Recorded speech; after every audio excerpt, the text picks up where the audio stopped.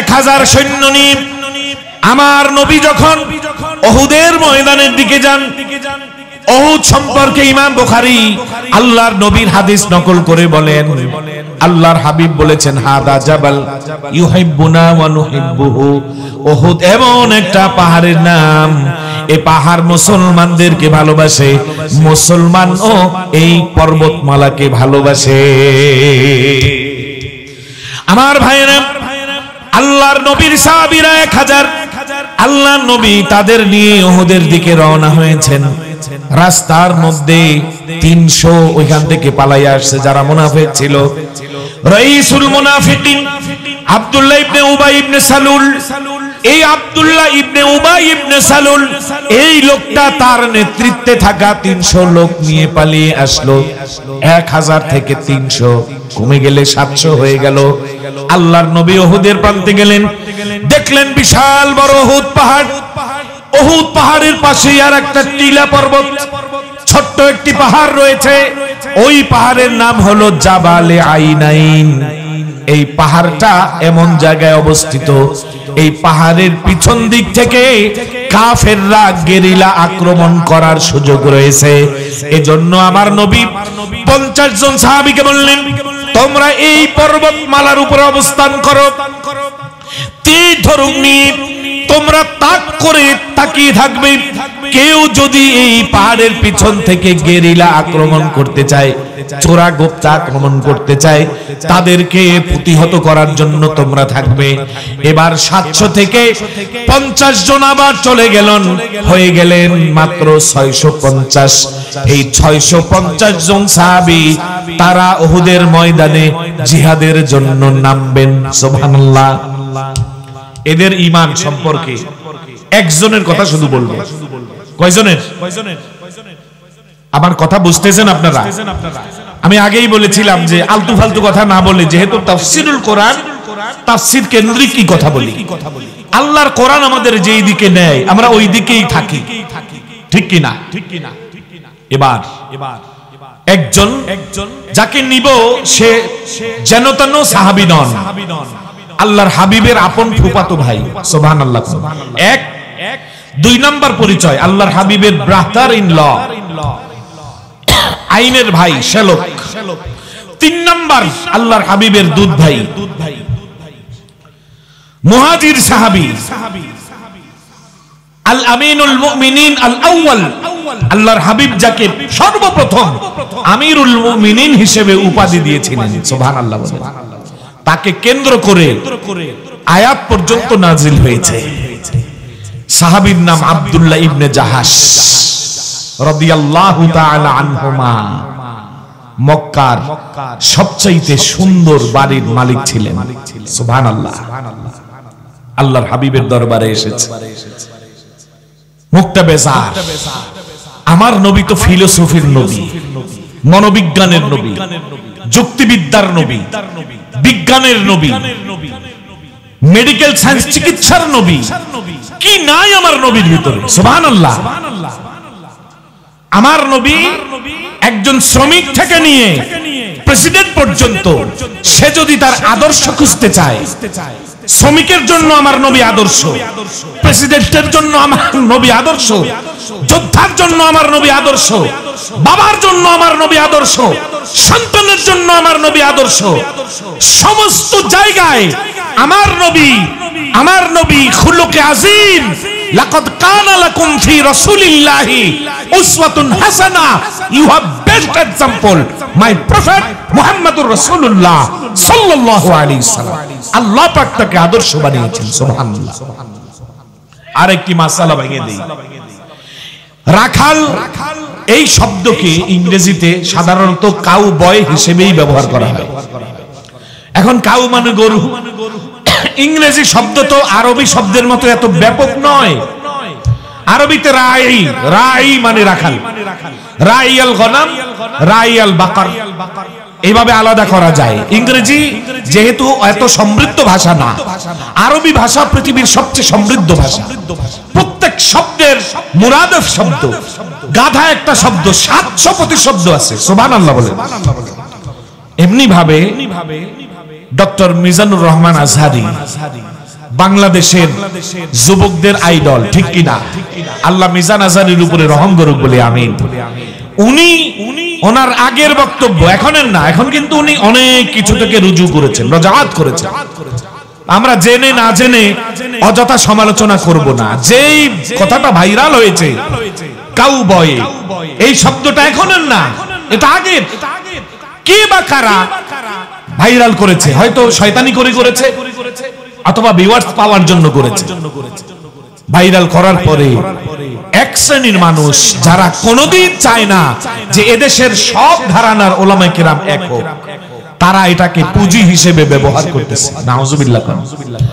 মিজান আজহারী সাহেবও আশা করি আরো সচেতন হবেন।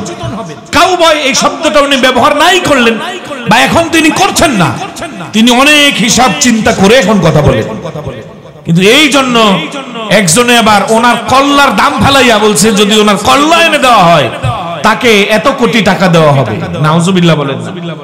এই সমস্ত ধান্দাবাজি জনগণ বোঝে। আপনি ওই যে এনায়েতুল্লাহ আব্বাসী সাহেব বলেছিলেন যে ধান খেত, পাট খেত, আলু খাত বিক্রি করে 2 লাখ টাকা হয় না, 1 কোটি টাকার চ্যালেঞ্জ ধরো। এই কথা বলা দরকার। 10 কোটি টাকা জীবনে গুনছেন আপনি, 10 কোটি টাকা মিজান আজহারীর মাথার দাম ফেলান। এগুলো উস্কানিমূলক বক্তব্য। এই বক্তব্য থেকে ফিরে আসা দরকার, ঠিক কিনা? আল্লাহ সমস্ত টুপিওয়ালাদের, দাড়িওয়ালাদের, মেসওয়াকওয়ালাদের, পাগড়িওয়ালাদের, পাঞ্জাবিওয়ালাদের, আলিয়া কওমিওয়ালাদের এক হওয়ার তৌফিক দান করুক বলি আমিন। খুব মনে ব্যথা লাগে। আমি কিন্তু কওমি মাদ্রাসা থেকে তাখাসসুস ফিল ইফতা ফতোয়া অর্থাৎ ইফতা বিভাগ পর্যন্ত পড়েছি। আলহামদুলিল্লাহ তাখাসসুস ফিল তাফসীর 2 বার পড়েছি। তাখাসসুস ফিল হাদিস ছাড়া কওমি মাদ্রাসায় যতগুলো সনদ হয় সব সনদ আল্লাহ পাক নেয়ার তৌফিক দান করেছেন। এবং আলিয়া থেকেও হাদিসের উপরে কামিল শেষ করেছি। যেই কারণে আলিয়াও আমার ভাই, কওমিও আমার ভাই, এটা বলতে দ্বিধা হয় না। এই কথাটা যদি সবাই বলতে পারে যে আমরা আলিয়া কওমিয়া ভাই ভাই, আলিয়ায় যেই কোরআন পড়া হয় কওমিতে আরেকটা কোরআন পড়া হয়। ওই কোরআন আমরা আলিয়ায় পরীক্ষা দিয়েছি তাফসিরে জালালাইন, কওমিতেও দিলাম কি তাফসিরে জালালাইন। আমরা আলিয়ায় তাফসির বাইজাবি, কওমিতে তাফসির বাইদাবি। আলিয়ায় বুখারী, মুসলিম, নাসাই, তিরমিজি, আবু দাউদ, কওমিতেও সেই কিতাব। তাহলে শুধু ছাদের কারণে, ভবনের কারণে, বোর্ডের কারণে একই কিতাব পড়ে আলেম হলাম, এরপর আমাদের মধ্যে ডিভাইডেশন কে তৈরি করলো? বুঝতে হবে যারা এই ভাগ তৈরি করেছে এরা ইবলিস শয়তানের খালাতো ভাই, ঠিক কিনা? ভাইরামান, আব্দুল ইবনে জাহাশ সবচেয়ে সুন্দর বাড়ি। আব্দুল ইবনে জাহাশের মুখখানা মলিন। আল্লাহর নবী বললেন আব্দুল্লাহ কি হয়েছে? আব্দুল্লাহ বলে ইয়া রাসূলুল্লাহ, হিজরত করে চলে আসলাম মদিনায়। সিরাতের কিতাবগুলো ঘাটলে দেখা যায় মক্কার সবচেয়ে সুন্দর বাড়ি ছিল আব্দুল ইবনে জাহাশের। সুবহানাল্লাহ। বাড়িটা আবু জেহেল দখল করে নিয়ে গেছে। আল্লাহর নবী বললেন আব্দুল্লাহ রে, চিন্তা করো না, মন খারাপ করো না, বিচলিত হয়ে যেও না। ও আব্দুল্লাহ, আমি দোয়া করে দিলাম, মক্কার সবচাইতে সুন্দর বাড়ি রেখে চলে এসেছিলে, আজ খবর এসেছে আবু জেহেল ওই বাড়ি দখল করে নিয়ে গেছে। তাতে কি হয়েছে? আমি নবী কথা দিলাম জান্নাতের মধ্যে আল্লাহ তাআলা তুমি আব্দুল্লাহকে এর চেয়ে সুন্দর বাড়ি বানায়া দেবে। ইসলামী আন্দোলন করার জন্য এই 17 বছরে আমার হাজার হাজার কর্মী ভাইদের ছাদ পিটা বাড়ি বুলডোজার দিয়ে ভেঙে গুড়িয়ে দেওয়া হয়েছে। আমি জাহিলিয়াত পড়েছি, আমি জাহিলিয়াত পড়েছি, আমি মক্কা মদিনার সমকালীন পরিস্থিতি পড়েছি, আমি পৃথিবীর বর্বর যুগ, অন্ধকার যুগগুলোকে অ্যানালাইসিস করেছি, এগুলোকে গবেষণা করেছি, বিচার বিশ্লেষণ করেছি। এরপরে আমি দেখেছি গত 17 বছর যেভাবে ইসলামী আন্দোলনের ভাইদের বাড়ি ঘরগুলোকে স্টিম রোলার দিয়ে গুড়িয়ে দেওয়া হয়েছে। আবু জেহেলরাও এত বড় ঘৃণ্য কাজ করতে সাহস পায় নাই, ঠিক কিনা? কিন্তু বর্তমান খোদাদ্রোহীরা এটা করেছে। আব্দুল ইবনে জাহাশ উহুদের ময়দানে গিয়েছে। আল্লাহর নবীর চাচাতো মামা হযরতে সাদ ইবনে আবি ওয়াক্কাস রাদিয়াল্লাহু তাআলা আনহু আব্দুল্লাহ ইবনে জাহাশের সবচাইতে কাছের বন্ধু, প্রিয় মানুষ। এই দুইজন এক হয়, বলে ভাই রে আসো আমরা একটু নীরবে নিভৃতে আল্লাহর সাথে কথা বলি, একটু দোয়া করি, একটু কান্নাকাটি করি, একটু মুনাজাত করি, তারপরে আমরা উহুদের ময়দানে যুদ্ধ শুরু করব। এই দুইজনে এবার উহুদের ময়দানের এক কর্নারে এক পাশে গিয়ে দোয়া আরম্ভ করলেন। আগে মোনাজাত কে দেবে? হযরতে আব্দুল্লাহ বললেন, ও সাদ ইবনে আবি ওয়াক্কাস, তুমি আগে মোনাজাত দাও। আল্লাহর নবীর সাহাবী, আল্লাহর নবীর মামা আগে মোনাজাত দিয়ে হাত তুললেন, বললেন আল্লাহুম্মা রযুকনি জাইশান শাদীদান বাসুহু ইউকাতিলুনি ওয়া উকাতিলু ফীকা। ও রব্বুল আলামিন, আমি উহুদের ময়দানে তোমার পক্ষে যুদ্ধ করার জন্য এসেছি, কাফেরদের বিরুদ্ধে যুদ্ধ করার জন্য এসেছি। রব্বুল আলামিন, এই যুদ্ধে আমার সামনে তুমি শক্তিশালী শত্রুপক্ষের একজন সৈন্য দিও। আকতুলুহু, আমি তাকে যেন মেরে ফেলতে পারি, হত্যা করে দেব তাকে। শক্তিশালী সৈন্য আমার সামনে পড়বে আর আমি তাকে হত্যা করে বিজয় ছিনিয়ে নিয়ে আসব। আল্লাহুম্মা আমিন। মোনাজাত শেষ হয়ে গেল। এবার হযরতে সাদ ইবনে আবি ওয়াক্কাসের দোয়া শেষ হয়ে গেছে। দোয়া করবে হযরতে আব্দুল্লাহ ইবনে জাহাশ। আব্দুল্লাহ ইবনে জাহাশ বলছেন, আল্লাহুম্মা রযুকনি জাইশান শাদীদান হারদুহু শাদীদান বাসুহু ইউকাতিলুনি ওয়া উকাতিলু ফীকা। ও রব্বুল আলামিন, আমি জিহাদ করার জন্য আসছি, যুদ্ধ করার জন্য আসছি। আজ উহুদের ময়দানে আমি তোমার পক্ষ নিয়ে যুদ্ধ করব। শত্রু পক্ষ শয়তানের পক্ষ নিয়ে আমার সাথে যুদ্ধ করবে। দুইজন মুখোমুখি হব। আমার সামনে তুমি শত্রু পক্ষের প্রতিপক্ষের শক্তিশালী সৈন্য দাঁড় করিয়ে দিও। এরপরে বললেন ফায়াকতুলুনি, দুইজনে যুদ্ধ করতে করতে সে যেন আমাকে শহীদ করে দেয়। সুবহানাল্লাহ। আগের দোয়ার সাথে এই দোয়ার মিল আছে। তো সাদ ইবনে আবি ওয়াক্কাস তো ঠকে গেছে। সে ভাবে হায় হায়, আমি এই দোয়াটা কেন করতে পারলাম না? সুবহানাল্লাহ বলেন। দোয়া শেষ হয় নাই। এবার আব্দুল্লাহ ইবনে জাহাশ বলছেন, ফায়াকতুলুনি ওয়া ইউজাদ্দি উযুনি ওয়া আনফি। এরপরে সে আমার নাক কেটে দেবে, আমার কান কেটে দেবে। আল্লাহু আকবার। নাক আর কান কাটা অবস্থায় আমি ময়দানে পড়ে থাকবো। ফাইদা লাকিতুকা গাদান, কিয়ামতের ময়দান মুসিবতের দিন কায়েম হয়ে যাবে। মুসিবতের দিনে ও রব্বে কারীম, তুমি জিজ্ঞেস করবে আব্দুল্লাহ রে, ও আব্দুল্লাহ তোমার এই অবস্থা কেন? আল্লাহর নবী বলেন, এই পৃথিবীতে যারা শাহাদাত বরণ করবে, এই দুনিয়ায় যাদেরকে কাফের শক্তি, কুফরি শক্তি, ধর্ম নিরপেক্ষ শক্তি, ইসলাম বিরোধী শক্তি, পৌত্তলিকতার শক্তি, জালেম শক্তি যাদেরকে শহীদ করে দেবে, তারা কিয়ামতের ময়দানে উঠবে। তাদের আলাদা কোনো পোশাক থাকবে না, রক্তে ভেজা পোশাক নিয়ে তারা উঠবে। এই অবস্থায় তারা দাঁড়াবে। আর দুনিয়ায় যেমন শহীদ হওয়ার সময় তাদের দেহ দিয়ে রক্ত পড়ছিল, এমনি ভাবে রক্ত ঝরঝর করে পড়তে থাকবে। লাউনুহু লাউনুদ্দামি, তাদের রক্তগুলো দেখতে দুনিয়ার রক্তের মতো লাল হলে কি হবে? তাদের ওই রক্তের থেকে মেশক আবরের চাইতে বেশি সুগন্ধ বের হবে। ওয়ারিহুহু মিস্ক। আব্দুল্লাহ ইবনে জাহাশ বলেন, রব্বুল আলামিন, এইভাবে আমি উঠব। আমার দেহ থেকে রক্ত ঝরতে থাকবে। আমার নাক নাই, আমার কান নাই। তাসআলু আন্নি ফীমা জুদিআ আনফুকা ওয়া উযনুক। তুমি জিজ্ঞেস করবে আব্দুল্লাহ রে, ও আব্দুল্লাহ সকলের আমল নামা দেখি, দুনিয়ায় আমি যেভাবে পাঠিয়েছিলাম ওইভাবেই তারা উঠেছে। আব্দুল্লাহ তোমার নাক কোথায়, তোমার কান কোথায়, দুনিয়ার কোথায় গিয়ে নাক কান হারিয়ে এসেছো? রব্বুল আলামিন আমি বলবো আল্লাহ আপনি তো জানেন কোন জায়গায় আমার নাক কান হারিয়েছি। আল্লাহ তাআলা কেমন যেন বলেন আব্দুল্লাহ আমি জানি কি হয়েছে। আব্দুল্লাহ রে তোমার মুখের থেকে একটু আমি শুনবো, তোমার মুখের থেকে শুনতে আমার ভালো লাগে। এবার আমি বলবো ফিকা ওয়া ফি রাসূলিক।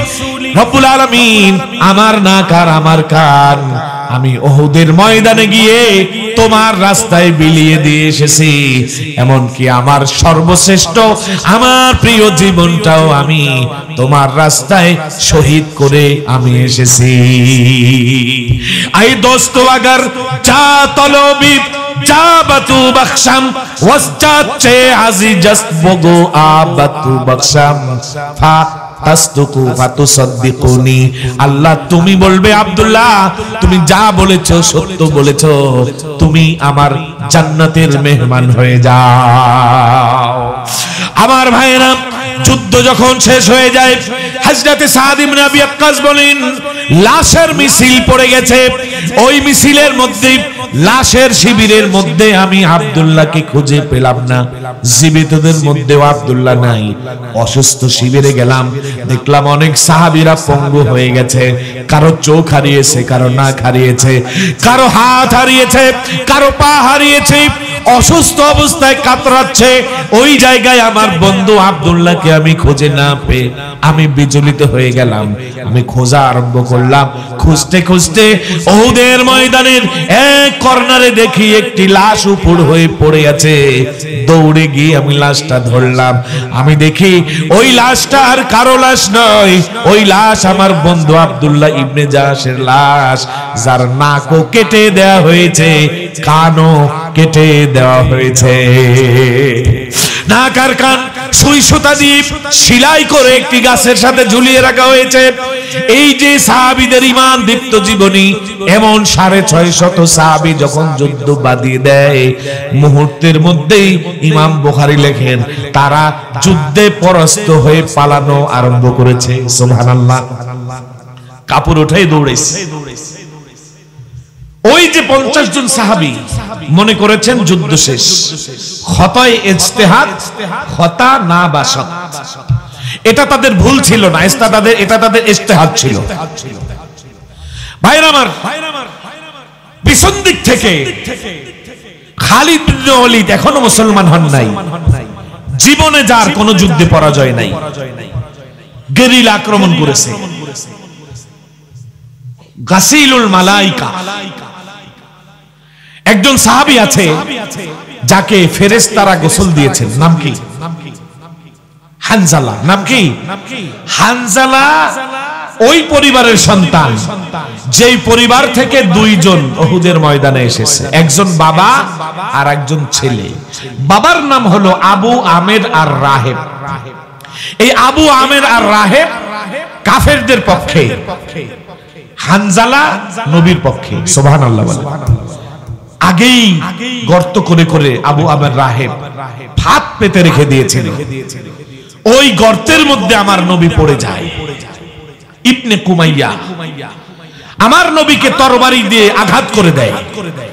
আঘাতের তীব্রতায় নবী সাল্লাল্লাহু আলাইহি ওয়াসাল্লামের পড়া লোহার টুপির দুইটা কড়ি কপালের মধ্যে ঢুকে ফিনকি দিয়ে রক্ত পড়া আরম্ভ হয়ে গেছে। আল্লাহু আকবার। সাদ ইবনে আবি ওয়াক্কাসের ভাই উতবা ইবনে আবি ওয়াক্কাস আল্লাহর নবীর মামা, এখনো মুসলমান হয় নাই। এই উতবা ইবনে আবি ওয়াক্কাস একটা পাথর নিয়ে নবীকে নিক্ষেপ করে। মক্কা বিজয়ের সময় সে মুসলমান হয়েছিল, এই পর্যন্ত মুসলমান হন নাই। আল্লাহর নবীর মাথায় পাথরটা লেগে নবী এবার বেহুশ হয়ে গর্তের মধ্যে পড়ে রইল। খবর হয়ে গেল কত কুতিলা মুহাম্মদ, মুহাম্মদ সাল্লাল্লাহু আলাইহি সাল্লাম শহীদ হয়ে গেছে। এই খবর শুনে ওমরের মতো লৌহ মানবের হাত থেকে তরবারি পড়ে যায়। হযরতে আলী হৃদয় ভঙ্গ হয়ে যায়। সাহাবীরা কে কি করবে অনিশ্চয়তার মধ্যে পড়ে যায়। এমনি ভাবে হযরতে আলী রাদিয়াল্লাহু তাআলা আনহু দেখতে পান আল্লাহর নবী এখনো বেঁচে আছেন। ডাক দেন, ইয়া রাসূলুল্লাহ, ইয়া হাবিবাল্লাহ। আল্লাহর নবী গর্তের থেকে মাথা উঠান, পার্শ্ব দিয়ে তালহা রাদিয়াল্লাহু তাআলা আনহু হেঁটে যান। হযরতে তালহাকে দেখে আল্লাহর নবী বললেন, তালহা, ও তালহা, তাদের সাথে যুদ্ধ করো। ফিদাকা বিয়ৌমি। আল্লাহর নবীকে তালহা বলেন, ইয়া রাসূলুল্লাহ, ইয়া হাবিবাল্লাহ, গর্তের মধ্যে আছেন, গর্ত থেকে আপনি উঠবেন না। আপনি মরে গেলে, শাহাদাত বরণ করলে কিয়ামতের ময়দানে আল্লাহকে বুঝ দিতে পারবো না। নাহরিদুনা নাহরিকা ইয়া রাসূলুল্লাহ। ইমাম বুখারী riwayat করেন, যেদিক থেকে তীর আসে তালহা গিয়ে দাঁড়ায়। একে একে তালহার শরীরে, তালহার সিনায়, তালহার পিঠে, তালহার পাজরে, তালহার হাত পায়ে তীর বিদ্ধে থাকে। তালহার জন্য নবীকে তীর মারা যায় না, তীর বিধানো যায় না। এক পর্যায়ে কাফেররা ভাবলো উপর থেকে তীর নিক্ষেপ করলে হয়তো আল্লাহর নবীর গায়ে লাগবে। পার্শ্ব দিয়ে গেলে যেখানে যায় সেখানেই তালহা দাঁড়িয়ে যায়। ওয়াজহি লিওয়াজহিকাল ফিদা ওয়া নাফসি লিনাফসিকাল ফিদা। আল্লাহর নবীর জন্য তালহা তার জীবনকে কোরবানি করে দিয়েছে। আল্লাহর নবী সাল্লাল্লাহু আলাইহি সাল্লামকে তালহা জড়িয়ে ধরে, আবার দূরে সরিয়ে দেন, আবার জড়িয়ে ধরেন, আবার দূরে সরিয়ে দেন। আল্লাহর নবী বললেন, তালহা, আমার বড্ড কষ্ট হয়, এমনটা কেন করছো? তালহা বলে, ইয়া রাসূলুল্লাহ, ইয়া হাবিবাল্লাহ, এভাবে জড়িয়ে দেওয়ার মওকা জীবনে বারবার মেলে না। এজন্য রাহমাতাল লিল আলামিনের সিনাটা আমার সিনার মধ্যে নিয়ে আমি জান্নাত অনুভব করি। আবার যখন পিছন থেকে তীর মেরে দেয়, ওই তীর এসে আমার পিঠে লাগে, এত জোরে লাগে আমার মনে হয় আমার কলিজা ফুটা হয়ে এই তীর আপনার সিনায় লাগবে। এজন্য আপনাকে দূরে ফেলে দে। উপর থেকে তীর মারবি, এই তীর উপর থেকে আসলে এখন কি করবি? পাশ থেকে আসলি, সামনে গিয়ে সিনাকে ঢাল বানিয়ে দেয়। ওয়াতালহাতু মুজাউবিবুন বাইনা ইয়াদাই রাসূলিল্লাহ, বুখারীর riwayat।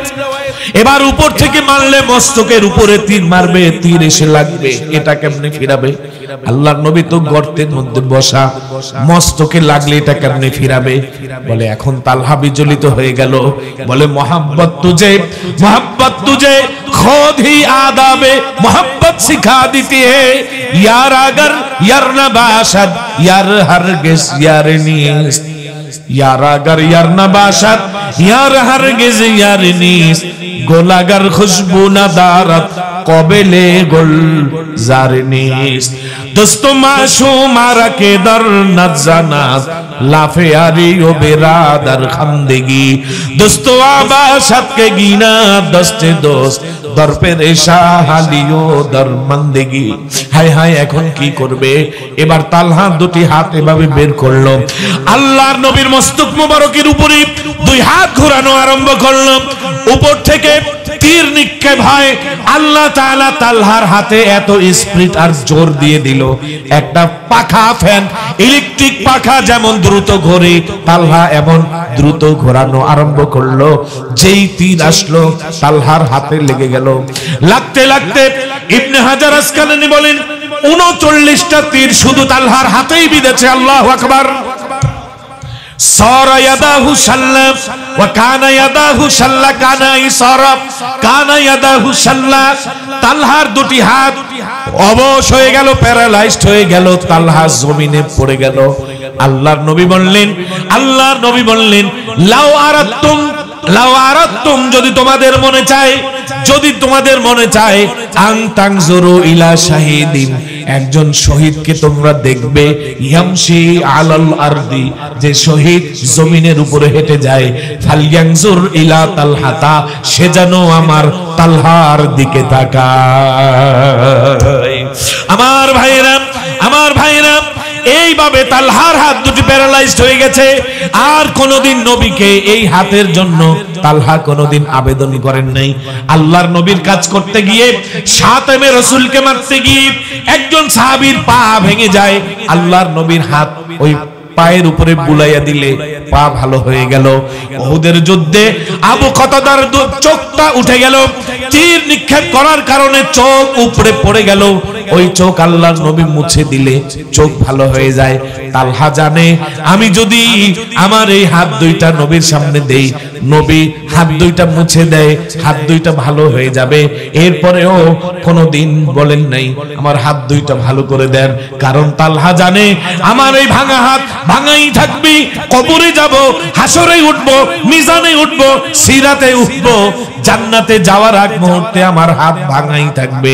আল্লাহ তাআলা যদি জিজ্ঞেস করে তালহা তোমার হাত ভাঙা কেন, আমি বলবো আল্লাহ তোমার রাসূলের জন্য আমার হাত দুইটা প্যারালাইজড হয়ে গেছে। ভাইরা আমার, আল্লাহর নবী বললেন ও সাহাবীরা তোমরা কি জানো তালহা কি করেছে? মা সানা তালহা, তালহা কি করেছে?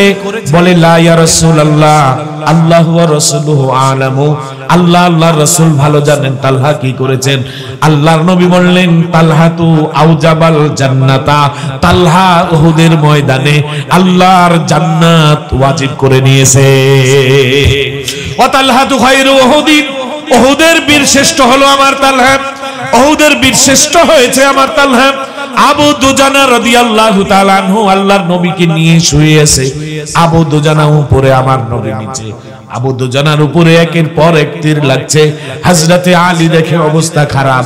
আল্লাহ নবী বললেন আলী, ও আলী তাদের সাথে যুদ্ধ করো, আর আমাকে ধরার আগে আমার তালহাকে ধরো।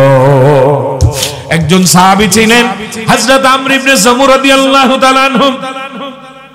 এই যে স্টেজে আসার আগেও আমর ইবনে জামু রাদিয়াল্লাহু তাআলা আনহুর জীবনীটা দেখলাম, রুমে বসে পড়তেছিলাম।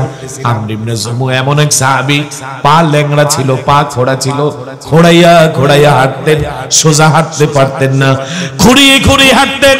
আল্লাহর নবীর সামনে গিয়ে উহুদের ময়দানে যোগ দেওয়ার জন্য দাঁড়িয়েছে, উহুদের ময়দানে শরীক হবে, অথচ সেই খোড়া। লাইসা আলাল আমা হারাজ ওয়ালা আলাল আরাজ হারাজ ওয়ালা আলাল মারিদ হারাজ। খোড়া অসুস্থ বিকলাঙ্গ, জিহাদে না গেলে তাদের কোনো পাকড়াও নাই, এরপরেও সে দাঁড়িয়েছে। তার সন্তানরা বলল ইয়া রাসূলুল্লাহ ইয়া হাবিবাল্লাহ আমরা পাগড়া যুবক সন্তান, তার ছেলে হিসেবে উহুদের ময়দানে যাই, বাবা খোড়া মানুষ, তাকে কেন নেবেন? আল্লাহর নবী বললেন ও সাহাবী আমর ইবনে জামু তোমার যাওয়ার দরকার নাই। আমর ইবনে জামু বলেন ইয়া রাসূলুল্লাহ ইয়া হাবিবাল্লাহ একজন বৃদ্ধ, তার পা খোড়া, সে নিয়ত করেছে আল্লাহর জান্নাতের মধ্যে খুঁড়িয়ে খুঁড়িয়ে ঢুকবে। ইয়া রাসূলুল্লাহ ইয়া হাবিবাল্লাহ তাকে নিষেধ করবেন না।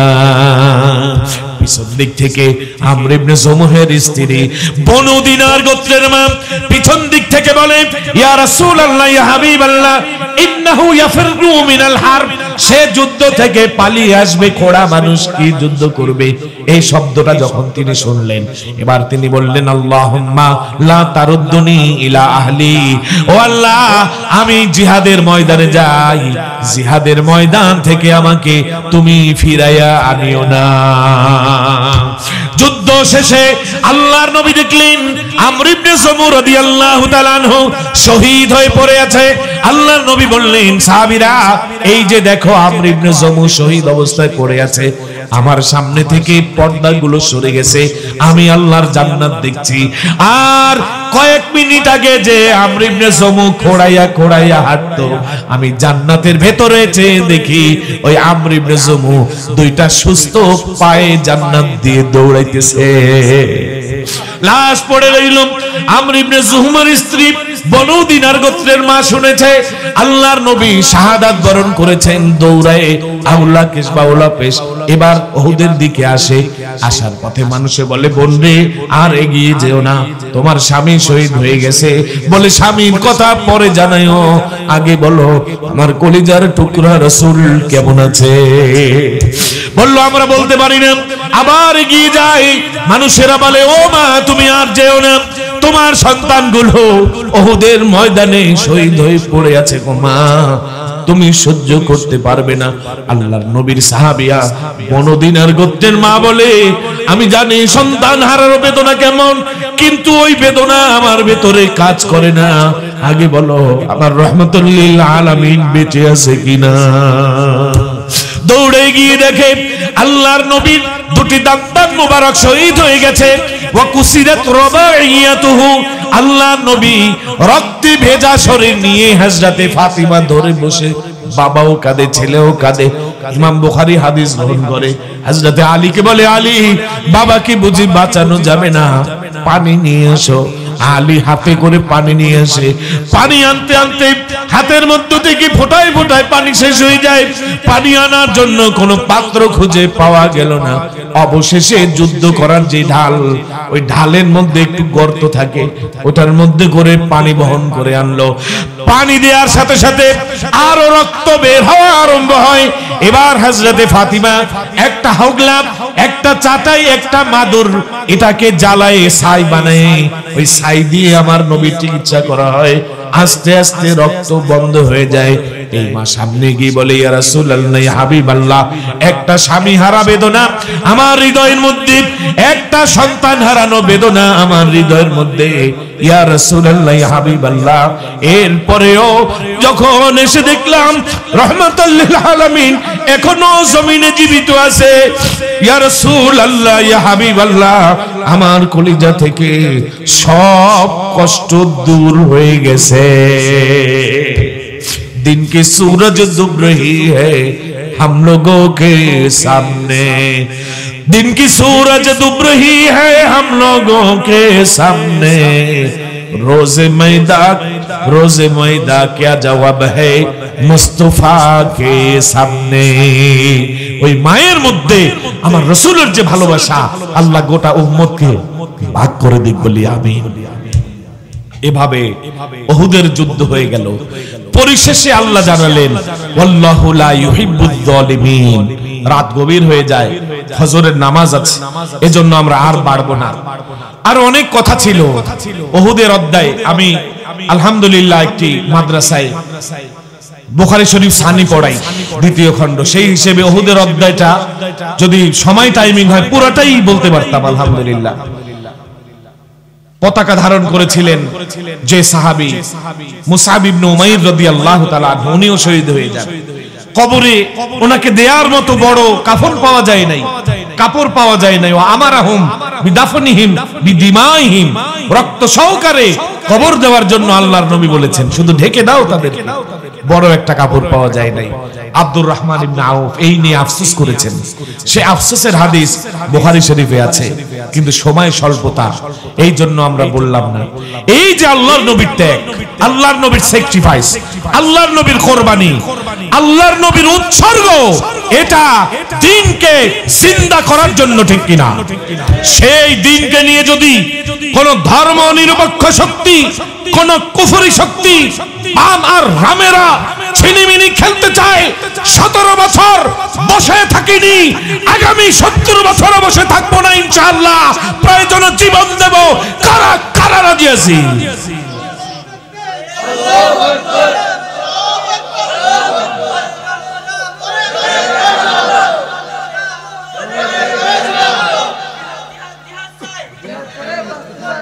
শত্রুর সাথে মুমিনের কোন সম্পর্ক হতে পারে? সবটা সম্পর্ক যে সত্তার সাথে, তার নাম কি? তাহলে আমাদের বন্ধু কি? আমাদের বন্ধুর নাম কি? আল্লাহু ওয়ালিয়্যুল লাযীনা আমানু। আল্লাহ পাক বলছেন, আমি মুমিনের বন্ধু। সুবহানাল্লাহ বলেন। ইন্নাশ শাইতানা লিল ইনসানি আদুউম মুবিন। আর শয়তান মানুষের প্রকাশ্য শত্রু। আল্লাহ পাক শত্রুর হাত থেকে আমাদেরকে রক্ষা করুক বলি আমিন।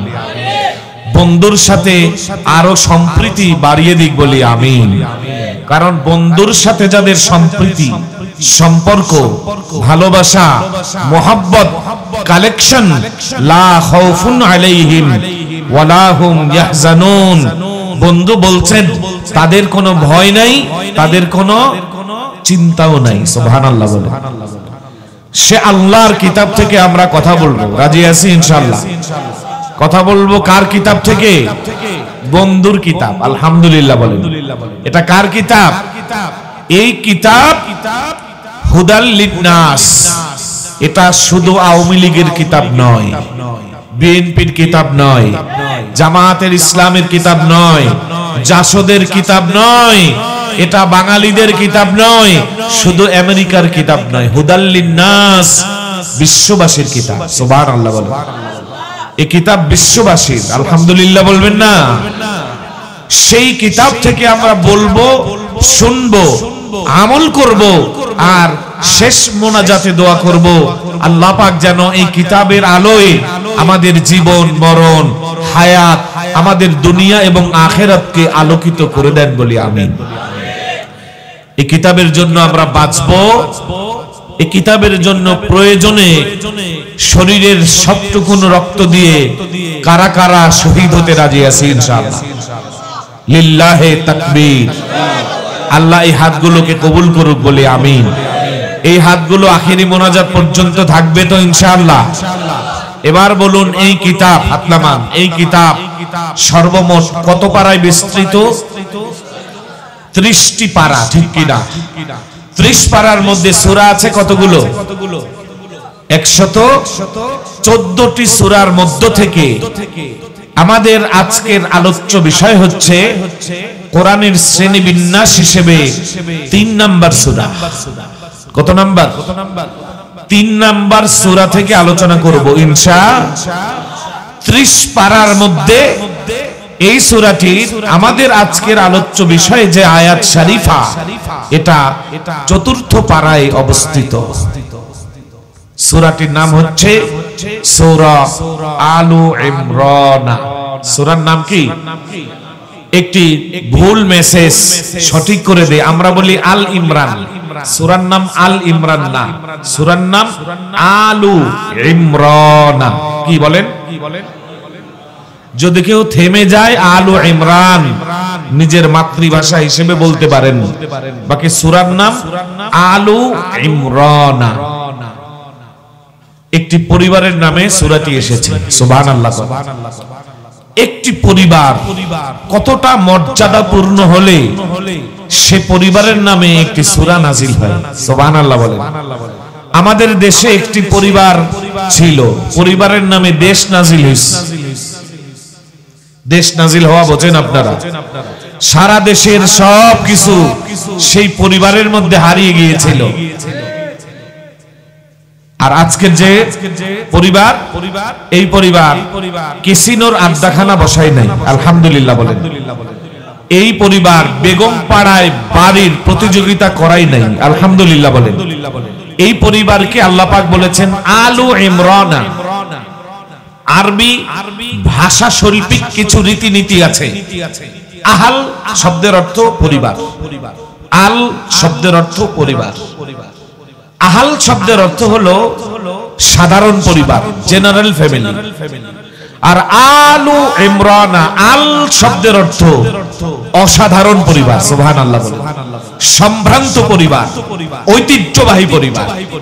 তাহলে যেই পরিবারের নামকরণে সূরা, যেই পরিবারের নামে নামকরণ হয়েছে, পরিবারটি হলো অসাধারণ পরিবার।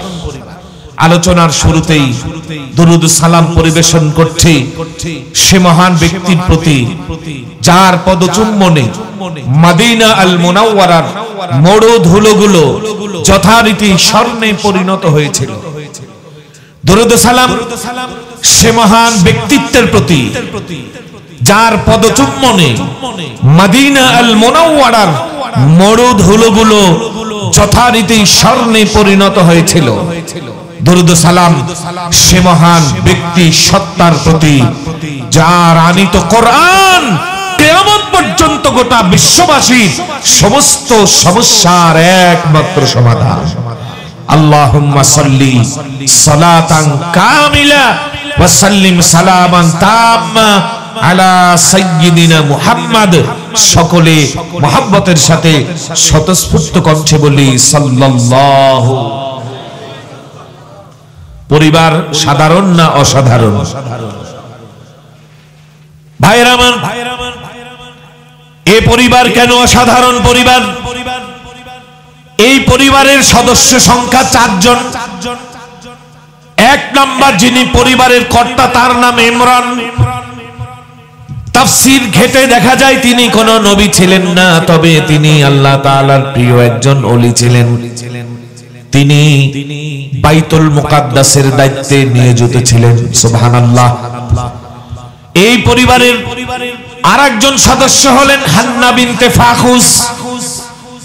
ইমরান ওনার স্ত্রীর নাম হান্না বিনতে ফাখুস রহিমাহুমাল্লাহ।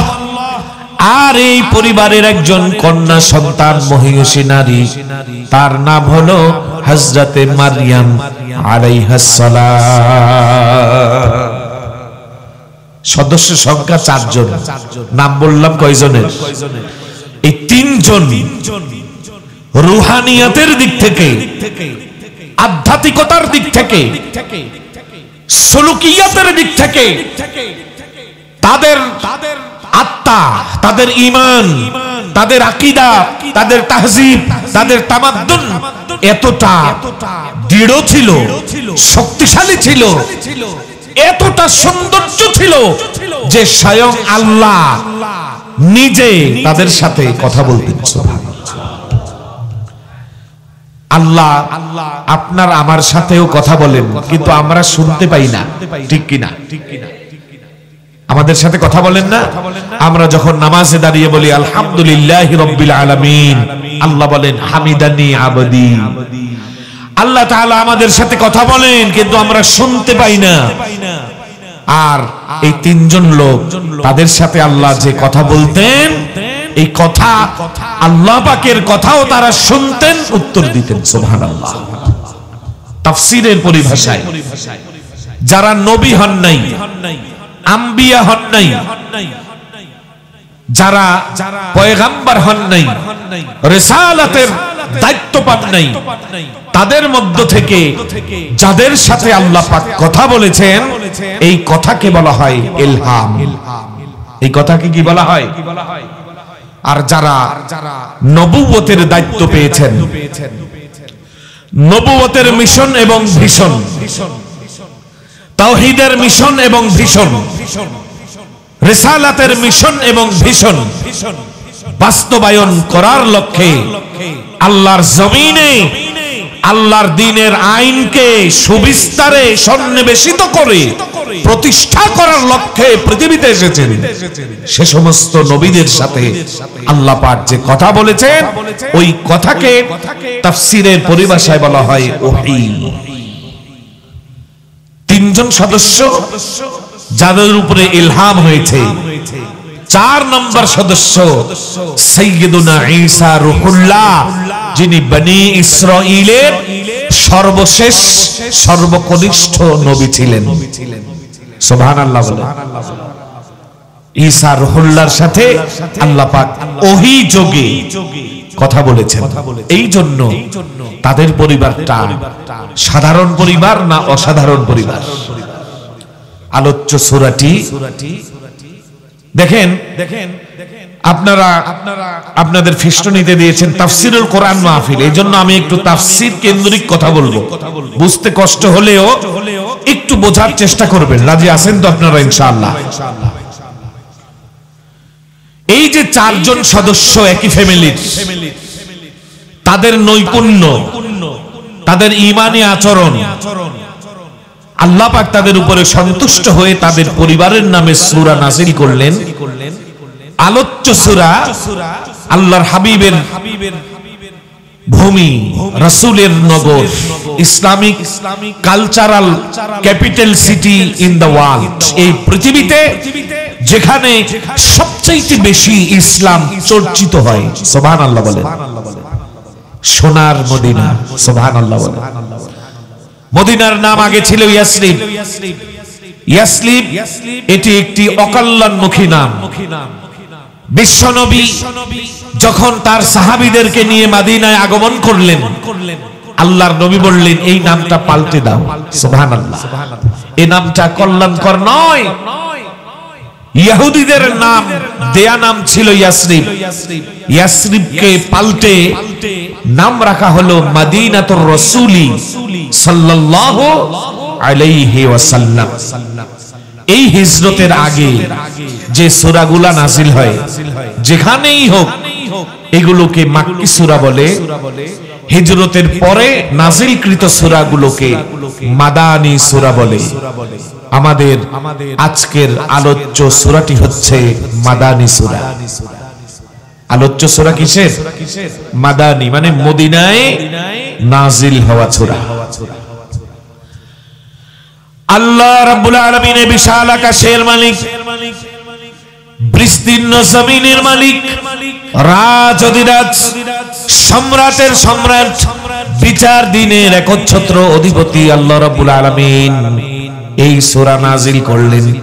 সূরার মধ্যে 200 আয়াত শরীফা রয়েছে, 20 খানা রুকু রয়েছে। আর আমরা আজকে এর মধ্য থেকে আলোচনা করব 140 নম্বর আয়াত শরীফা। আলোচ্য আয়াতের পূর্বে আল্লাহ বলেন, ওয়ালা তাহিনু ওয়ালা তাহজানু, তোমাদের কোনো ভয় নাই, তোমাদের কোনো চিন্তা নাই। ওয়া আনতুমুল আ'লাউনা, এই দুনিয়ায় তোমাদের বিজয় হবে, তোমরা বিজয়ী হবে। কারণ ইসলাম দুনিয়ায় পরাজয় বরণ করার জন্য আসে না, ঠিক কিনা? ইসলাম কি পরাজয় বরণ করার জন্য এসেছে? ভাইরা আমার, ভাইরা আমার, আমরা অনেক সময় হতাশ হয়ে যাই। আল্লাহ তাআলা বলেন আমার অভিধানে কোনো হতাশা নাই। সুবহানাল্লাহ, লা তাহজান ইন্নাল্লাহা মা'ানা। কোরআন বলছে হতাশা বলতে মুমিনের ডায়েরিতে হতাশাজনক কোনো শব্দ থাকতে পারে না। সুবহানাল্লাহ। আল্লাহ তাআলা ছাড় দেন কিন্তু ছেড়ে, যখন হতাশ হয়ে যাবেন আপনার দেয়াল পিঠে ঠেকে যাবে, আপনি মনে রাখবেন দেয়াল পিঠে ঠেকা পর্যন্ত আল্লাহ পাক দেখবেন, ইন্নাহুম ইয়াকিদুনা কাইদা ওয়া আকিদু কাইদা ফামাহিলিল কাফিরিনা আমহিলহুম রুয়াইদা। এরপরে আল্লাহ পাক ধরেন কারো 20 বছর, কারো 17 বছর, ঠিক কিনা? আল্লাহ পাক ধরে ধরে ধরে না, একবার ধরলে আর দাদাবাড়ি ছাড়া উপায় নাই। ইন্না বাতশা রাব্বিকা লাশাদীদ। আল্লাহ বলছেন মানুষ ধরে, চোর, ডাকাত, ক্যাসিনোখোর, গাঁজাখোর, বেগম পাড়াওয়ালা, আয়না ঘরওয়ালা ধরে তো চোরারা তো গায়ে তেল মেখে থাকে, ঠিক কিনা? ঝাড়া দিয়ে ছুটে বের হয়ে যেতে পারে। ধরলে হাইকোর্ট, সুপ্রিম কোর্ট জামিনও হয়ে যেতে পারে, ঠিক কিনা? হাইকোর্ট, সুপ্রিম কোর্ট থেকে বড় বড় ইয়াবা ব্যবসায়ী, মাদক ব্যবসায়ী জামিন পেয়েছে না? কেন পেয়েছে? কারণ তাদের উপরে বড় হাত ছিল, ঠিক কিনা? আচ্ছা, আল্লাহ যখন ধরে, যদি ফোন দেয়, এই জিবরাইল, আমি কাউয়া কাদের বলছি, আমার দলের সভাপতিকে ধরছো, ছেড়ে দাও, কাজ হবে। কথা বলেন, এই আজরাইল, আমি শেখ হাসিনা বলছি, কাউয়া কাদেরকে নাকি ধরেছো, ছেড়ে দাও। কি মনে হয়? ছেড়ে দেওয়া হবে? কারণ কি? ধরেছেন কে? এটাই আল্লাহ বলছেন, ইন্না বাতশা রাব্বিকা লাশাদীদ। আল্লাহ পাকের ধরা, আল্লাহ পাকের পাকড়, আল্লাহর অ্যারেস্ট, আল্লাহর পাকড়াও সাধারণ নয়, অসাধারণ পাকড়াও। একবার ধরলে আর উপায় নাই, ঠিক কিনা? ভাইরা আমার, আল্লাহ তাআলা বলছেন, হে মুমিনেরা, হতাশ হয়ে যেও না, ভয় পেও না, চিন্তা করো না। ওয়া আনতুমুল আ'লাউনা ইন কুনতুম মুমিনিন, যদি মুমিন হয়ে যেতে পারো, মুমিন হয়ে যেতে পারো, ঈমানের গুণাবলী যদি তোমার ভিতরে প্রতিষ্ঠা করতে পারো, তাহলে অবশ্যই তোমরাই জয়ী হবে। এরপরে আমাদের আজকের আলোচ্য আয়াত শরীফা, ইয়ামসাসকুম করহুন, হে নবী মুহাম্মদ রাসূলুল্লাহ সাল্লাল্লাহু, আপনি আপনি হেরে গেলেন, মার খেলেন, পরাজিত হলেন, পরাভূত হলেন, অত্যাচারিত হলেন, নির্যাতিত হলেন, নিগৃহীত হলেন, সমালোচিত হলেন, আহত হলেন, আপনার কর্মীরা নিহত হলো। ফাকাদ মাসাল কওমা করহুম মিসলুহু, এমনি ভাবে 1 বছর আগে তারাও আপনাদের কাছে হেরে গিয়েছিল, বন্দী হয়েছিল, আহত হয়েছিল, নিহত হয়েছিল। সুবহানাল্লাহ বলবেন। তাহলে কালকে তারা, আজকে আমরা, আজকে আমরা, কালকে তারা। হার জিতের এই যে খেলা, পরিবর্তন পরিবর্ধন, এই জয় আর পরাজয়ের মালিককে আমাদের দেশে নির্যাতন নাকি নির্বাচন? নির্বাচন মানে নির্বাচনকে নির্যাতনের রূপে দেখতে দেখতে এখন নির্বাচন বলতে গেলেও নির্যাতন বের হয়। কারণ কি? আমার ভোট আমি দেব, যাকে খুশি তাকে দেব, এটার নাম হলো নির্বাচন। এটার নাম কি? আর আমার ভোট আমি দেব, তোমার ভোটও আমি দেব, এটার নাম নির্বাচন না নির্যাতন? আমরা ভোটার হওয়ার পরে আর নির্বাচন দেখার সুযোগ হয় নাই, আমরা শুধু নির্যাতনই দেখে আসলাম, ঠিক কিনা? এবছর যদি আল্লাহ ভাগ্যে রাখে, আশা করা যায় জাতি নির্যাতন দেখবে না, নির্বাচনই দেখবে, ঠিক কিনা? আল্লাহ পাক এই জাতিকে সঠিক বুঝ দান করুক বলে আমি। নির্বাচন আসলে দেখবেন একটি স্লোগান বাতাসে বাতাসে ওড়ে, জনগণ সকল ক্ষমতার উৎস, ঠিক কিনা? এই কথাটি ওঠে না? ওঠে কি ওঠে না? আল্লাহ পাক বলছেন না না, এটি একটি কুফরি মতবাদ। এটা ইসলামের থেকেই নেওয়া হয়েছে, শুধু আল্লাহকে বাদ দিয়ে আল্লাহর জায়গায় জনগণকে বসানো হয়েছে। নাউজুবিল্লাহ বলেন। আল্লাহ বলছেন আন্নাল কুওয়াতা লিল্লাহি জামিআ, সমস্ত ক্ষমতার উৎস আমার আল্লাহ, ঠিক কিনা? কুলিল্লাহুম্মা মালিকাল মুলক তুতিল মুলকা মান তাশা, যাকে চান ক্ষমতা দান করেন, ওয়া তানজিউল মুলকা মিম্মান তাশা, আবার যাকে চান ক্ষমতাচ্যুত করেন, ওয়া তুইজ্জু মান তাশা ওয়া তুযিল্লু মান তাশা, যাকে ইচ্ছা সম্মান দেন, আবার যাকে ইচ্ছা লাঞ্ছনা দেন। বিয়াদিকাল খায়র, কারণ সমস্ত কল্যাণ যার হাতে, তিনি কে? আল্লাহ তাআলার হাতে সমস্ত কল্যাণ, আল্লাহ তাআলার হাতে সমস্ত কল্যাণ। এজন্য আল্লাহ তাআলা যাকে খুশি রাজ্য দান করেন, আবার যার থেকে খুশি রাজ্য নিয়ে নেন, আবার যাকে খুশি সম্মান দান করেন, আবার যাকে খুশি অসম্মান করে দেন। কারণ সম্মান অসম্মান দেনেওয়ালা মালিক একমাত্র। ভাইরা আমার, ক্ষমতা আল্লাহর।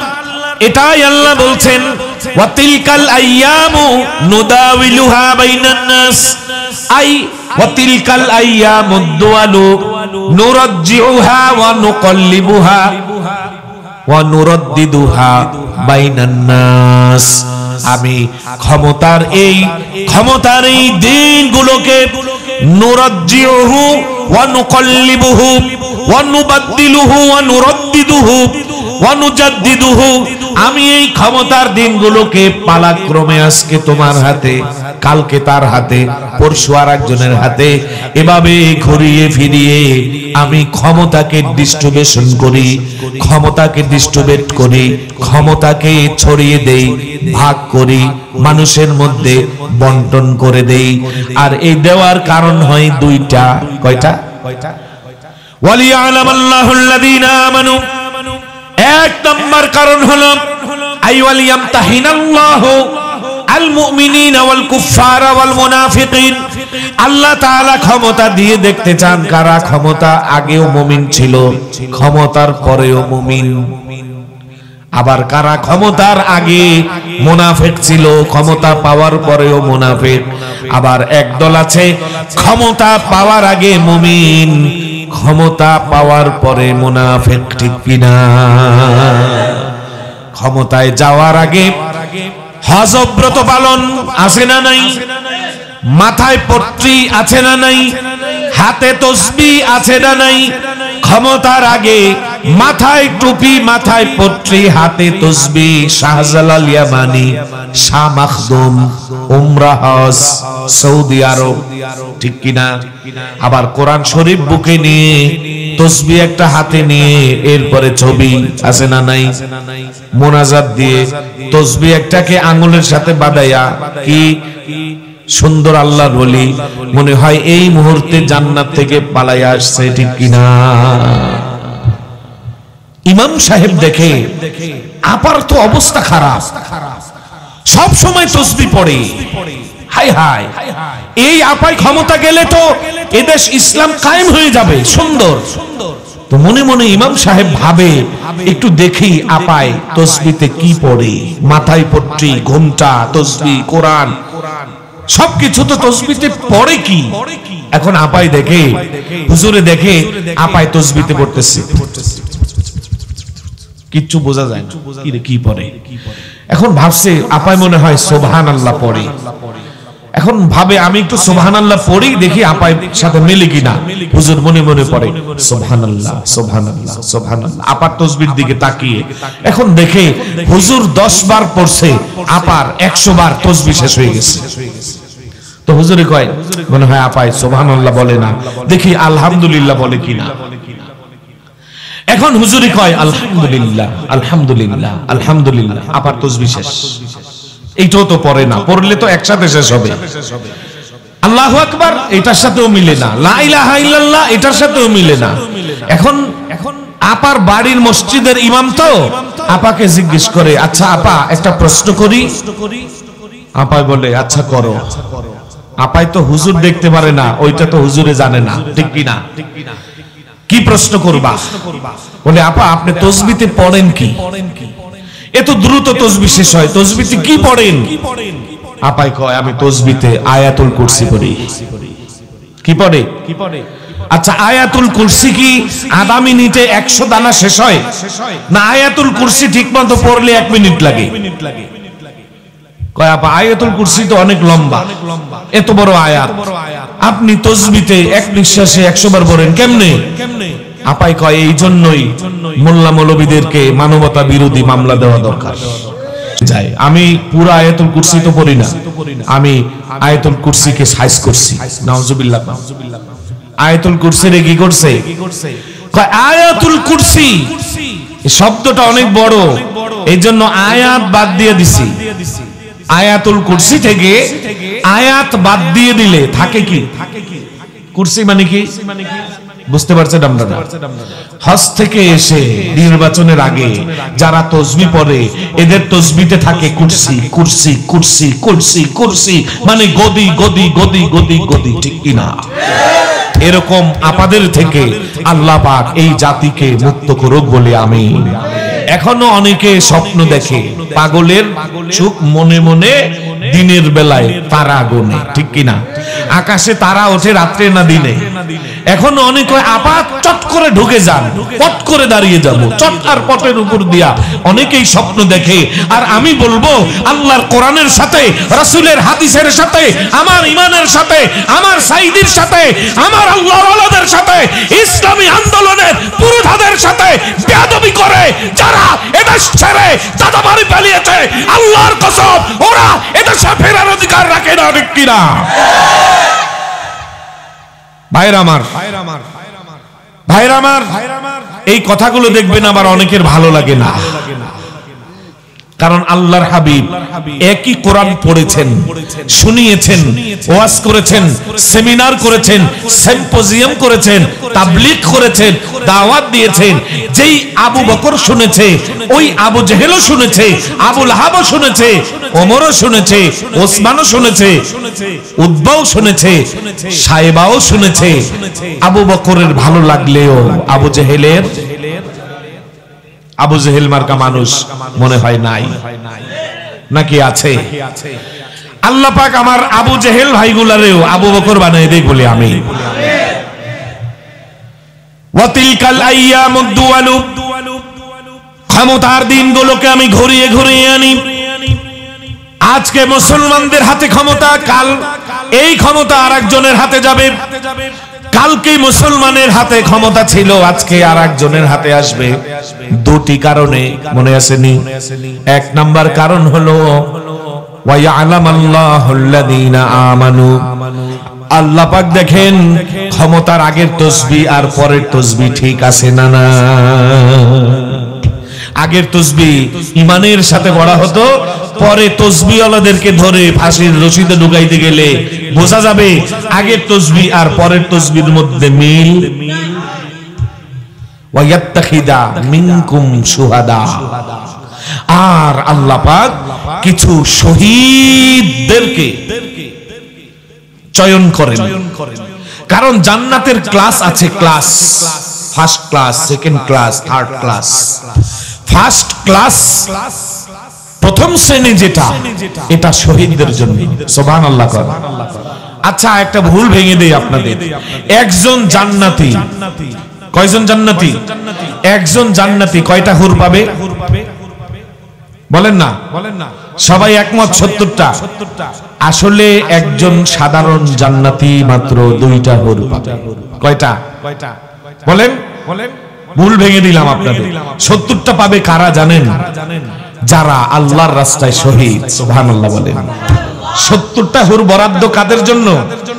শহীদদের জন্য। শহীদুন ফি সাবিলিল্লাহ, তাদের জন্য।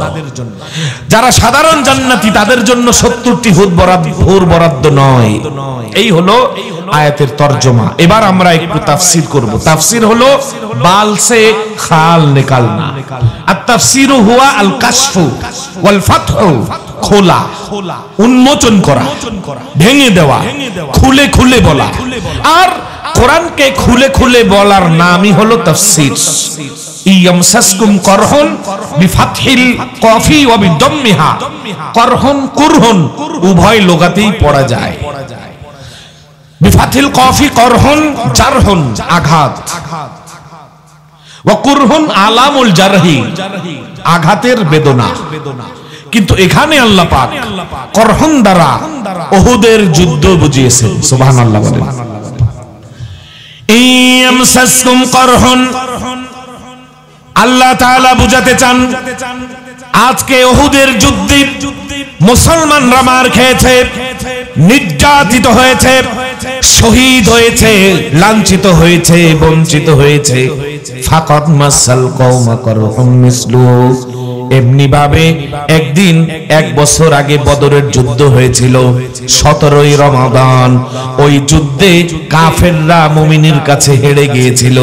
ওয়াতিলকাল আইয়ামু নুদাবিলুহা বাইনান নাস, এমনি ভাবে এক যুদ্ধে মুসলমানরা পরাজিত হবে আর এক যুদ্ধে কাফেররা পরাজিত হবে। এর মাধ্যমে আল্লাহ তাআলা জিহাদের আগের আর পরের অবস্থা এবং দেখবেন যে যুদ্ধে পরাজয় হওয়ার কারণে কিছু মানুষকে আল্লাহ শহীদ করে নিতে চান। শহীদরা জীবিত। সুবহানাল্লাহ বলেন।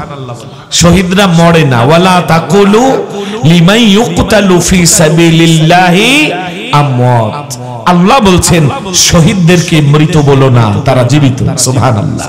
বাল আহইয়াউন ওয়ালাকিন লা তাশউরুন, ওটা বোঝার ক্ষমতা তোমাদের নাই, তারা জীবিত। সুবহানাল্লাহ।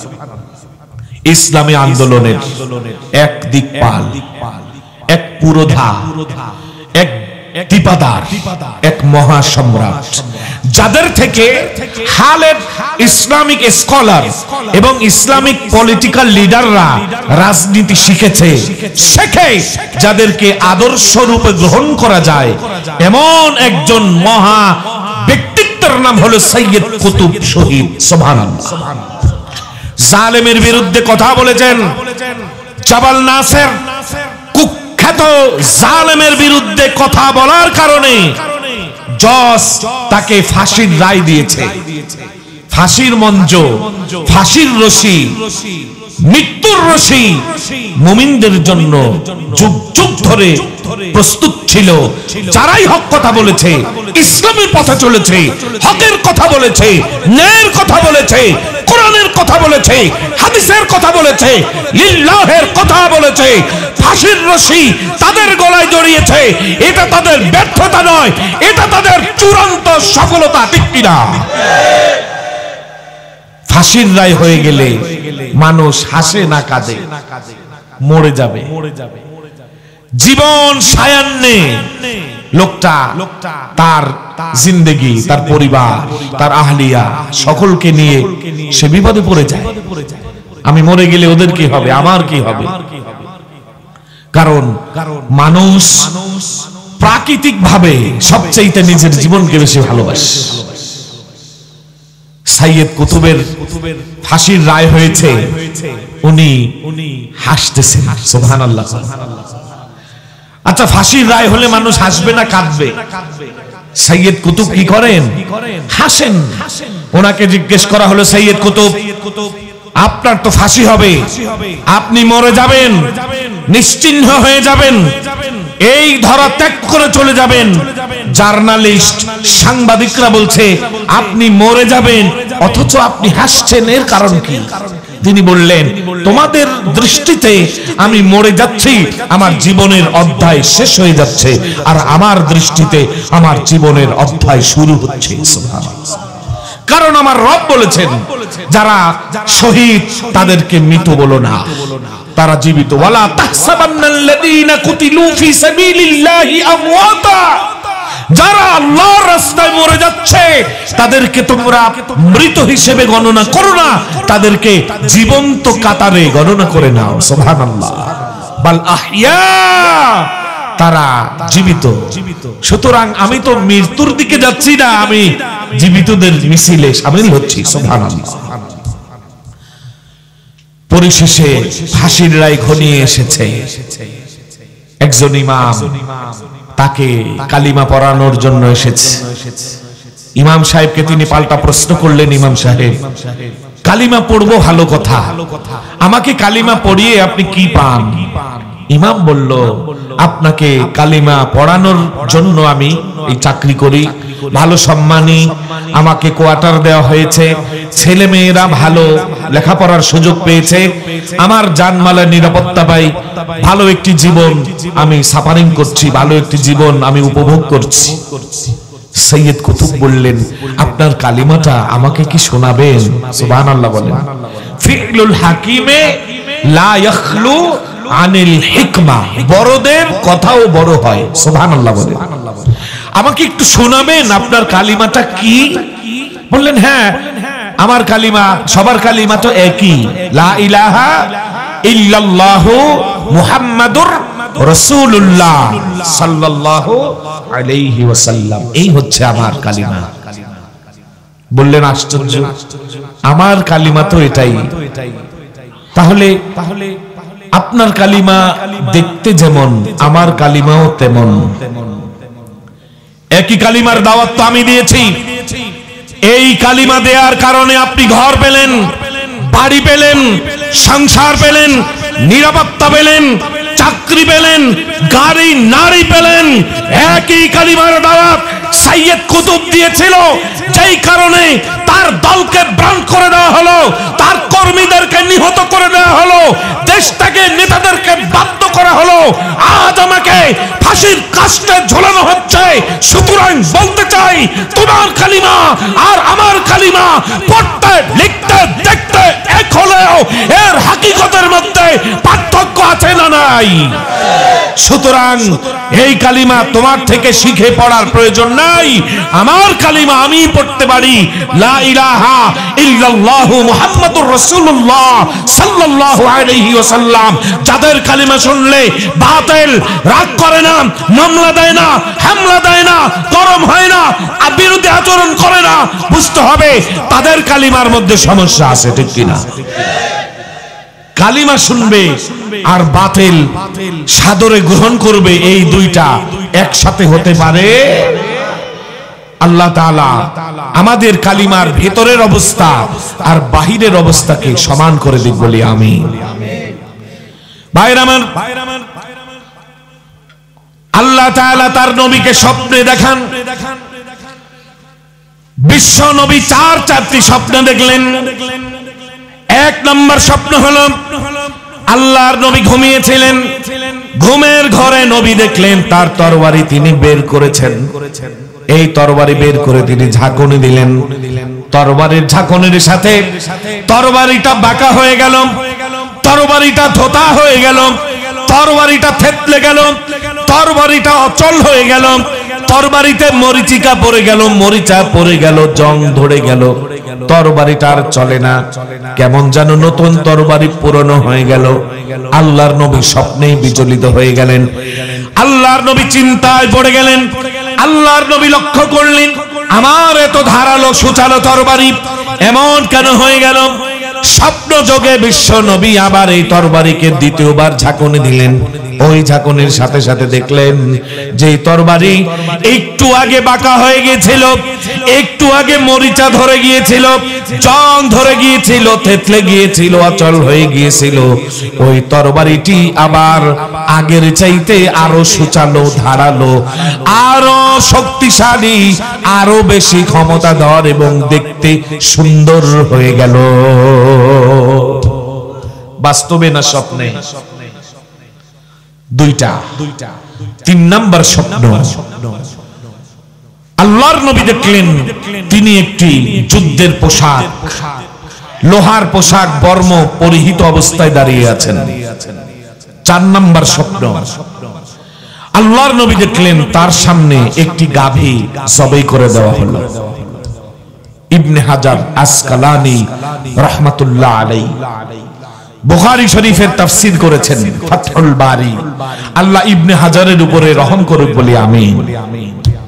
মাত্র 26 বছর বয়সে আল্লাহর রাসূলের হাদিসের এই কিতাব ইমাম বুখারীর রচনা তাফসীর করে দিয়েছে। সুবহানাল্লাহ। প্রথম স্বপ্নের ব্যাখ্যা হলো যুদ্ধে মুসলমানরা হেরে যাবে, তরবারি অচল হয়ে গেছে, উহুদের যুদ্ধে মুসলমান মার খাবে। দ্বিতীয় স্বপ্নের ব্যাখ্যা তরবারি আরো ধারালো হয়েছে, পরবর্তী যুদ্ধগুলোতে মুসলমান আরো শক্তিশালী হবে। সুবহানাল্লাহ। তিন নাম্বার স্বপ্নের ব্যাখ্যা আল্লাহর নবীর শরীরে লোহার পোশাক, লোহার পোশাক পরিধান করা থাকলে যেমন দেহের মধ্যে কেহ আক্রমণ করতে পারে না, ঠিক তেমন মদিনাকে কোনো কাফের মুশরিক আক্রমণ করতে পারবে না। সুবহানাল্লাহ। চার নাম্বার একটি গাভী জবাই হচ্ছে, তার অর্থ হলো আল্লাহর নবীর কিছু সাহাবীরা শহীদ হয়ে যাবে। আল্লাহর নবী খবর পেলেন, সাহাবীদেরকে ডাক দিলেন। জুমাবার মসজিদে নববীতে কিশোর তরুণ যুবক, আবাল বৃদ্ধ বনিতা সব বয়সের সাহাবীরা চলে আসলো।